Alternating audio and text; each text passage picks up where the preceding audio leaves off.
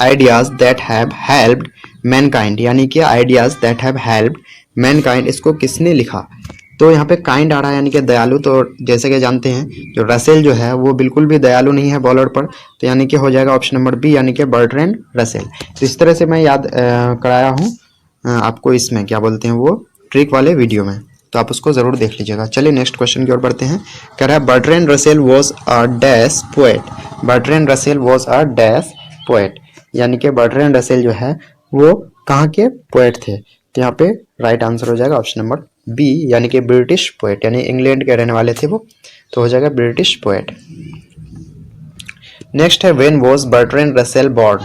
When was Bertrand Russell born, तो इसका right answer हो जाएगा ऑप्शन नंबर सी, यानी कि 1872 इसका राइट आंसर होगा। अगला क्वेश्चन कह रहा है when did Bertrand Russell pass away. When did Bertrand Russell pass away, तो इसका जो राइट आंसर होगा पास अवे का, तो हो जाएगा 1970। तो ध्यान रखना है उसका बर्थ है 1872 और उसका मतलब वो डाई मर चुका है, उसकी मृत्यु हो चुकी है 1970 में, तो ध्यान रखेंगे। नेक्स्ट क्वेश्चन क्या कर रहा है? नेक्स्ट कह रहा है Bertrand Russell was awarded Nobel prize for. Bertrand Russell को नोबेल प्राइज का अवार्ड दिया गया था, तो किस फील्ड में दिया गया था आप इसको बताएंगे अगर आपको पता हो तो इसको अगर हम बात करें तो यहाँ पे हो गया ऑप्शन नंबर डी, यानी कि लिटरेचर।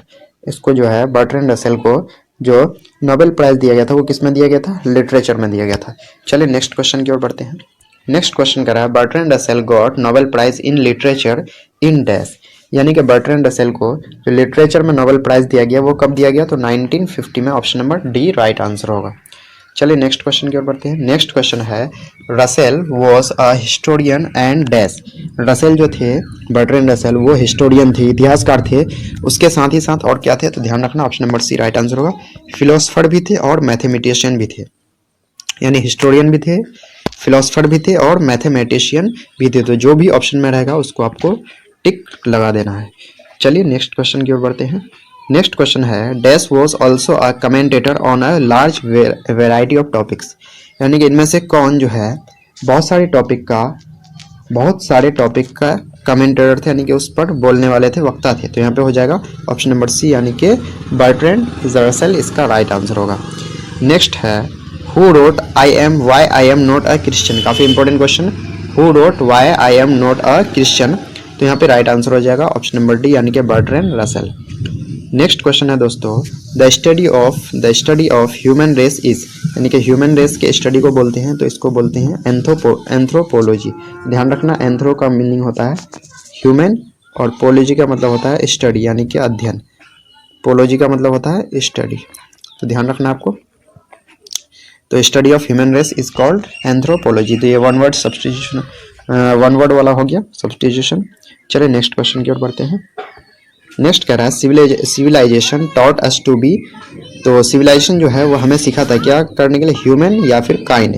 तो जो भी ऑप्शन में रहेगा उसको टिक आउट कर देना, यानी कि टिक लगा देना। Civilisation taught us to be human या काइंड। आगे हु आर होमोसेपियंस। तो होमोसेपियंस कौन कौन है?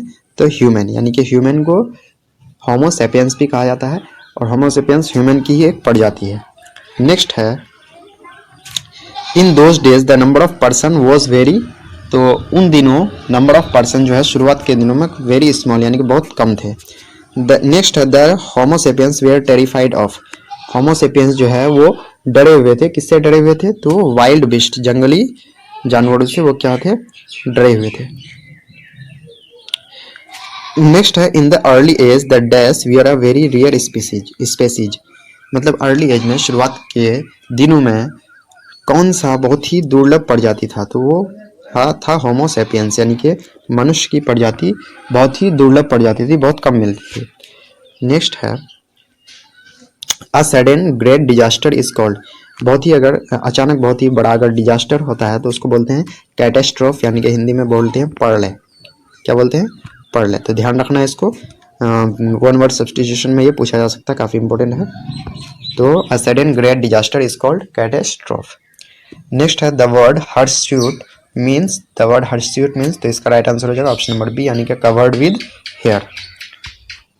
नेक्स्ट है something that is from birth, something that is from birth तो उसको बोलते हैं कॉन्जेनिटल, कॉन्जेनिटल यानी कि जन्मजात उसको बोलते हैं हिंदी में, जन्मजात यानी कि जो बर्थ से ही हो, जन्म से ही हो, उसको बोलते हैं जन्मजात यानी कि कॉन्जेनिटल।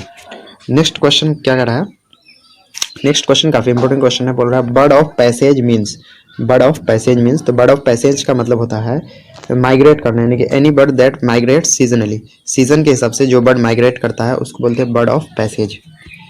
नेक्स्ट है दोस्तों, the humans were dash agile compare to monkey, agile मतलब फुर्तीला, ह्यूमन्स जो है वो मंकी का कंपेयर में फुर्तीला है, तो क्या ज़्यादा फुर्तीला है या कम, तो हो जाएगा ऑप्शन नंबर बी यानी कि लेस। नेक्स्ट है what are the things that make the glory of man, यानी कि कौन सा चीज़ है जो जो मनुष्य के लिए ग्लोरी का बात है, गर्व का बात है, गौरव का बात है, तो ऑप्शन नंबर यहाँ पे हो जाएगा ए भी होगा, बी नंबर भी होगा, यानी इंटेलेक्चुअल एंड मॉरल क्वालिटी, तो इसलिए राइट आंसर हो जाएगा ऑप्शन नंबर सी यानी A and B both. Next है at what stage language began, यानी कि किस स्टेज में लैंग्वेज की शुरुआत हुई, तो when human began to hunt, when human began to walk, when human was developing या नॉट नोन, तो लैंग्वेज की शुरुआत कब हुई इसके बारे में नहीं पता, यानी कि नॉट नोन। आगे है लैंग्वेज बिगेन वेरी, तो यहाँ पे इसको काट देंगे, यहाँ पे है language began very, language began very, तो लैंग्वेज की शुरुआत हुई तो बहुत ही ज़्यादा धीरे धीरे, तो इसलिए हो जाएगा ऑप्शन नंबर सी यानी कि ग्रेजुअली, ग्रेजुअली मतलब होता है धीरे धीरे, लैंग्वेज की शुरुआत बहुत ही धीरे धीरे हुई, काफ़ी टाइम लगा। चलिए नेक्स्ट क्वेश्चन की ओर बढ़ते हैं। नेक्स्ट है how did the long history of cookery begin, यानी कि कुकड़ी यानी कि जो आग में पकाने का जो शुरुआत हुई वो किस तरह से शुरुआत हुई, तो हो जाएगा right answer option number D यानी कि by throwing meat into the fire, यानी कि फायर में मीट गिर जाने के कारण उसको जब टेस्टी लगने लगा तो वहीं से आग में पकाने की शुरुआत हुई। नेक्स्ट है the last of the great pre historic inventions was the art, यानी कि प्री हिस्टोरिक प्राग ऐतिहासिक जो इन्वेंशन है उसमें लास्ट इन्वेंशन क्या है, तो आर्ट ऑफ राइटिंग यानी कि लिखने की कला। नेक्स्ट क्वेश्चन है दोस्तों which creatures die of hunger in large number during the winter, यानी कि कौन सा जो क्रिएचर्स है, प्राणी है, वो विंटर सीजन में भूख के कारण मर जाते हैं, तो वो हो जाएगा इसका right answer option number A यानी कि बर्ड, क्योंकि वो बर्ड क्या कर जाते हैं, माइग्रेट कर जाते हैं, इसलिए विंटर में एक जगह से दूसरी जगह। तो दोस्तों यहाँ पे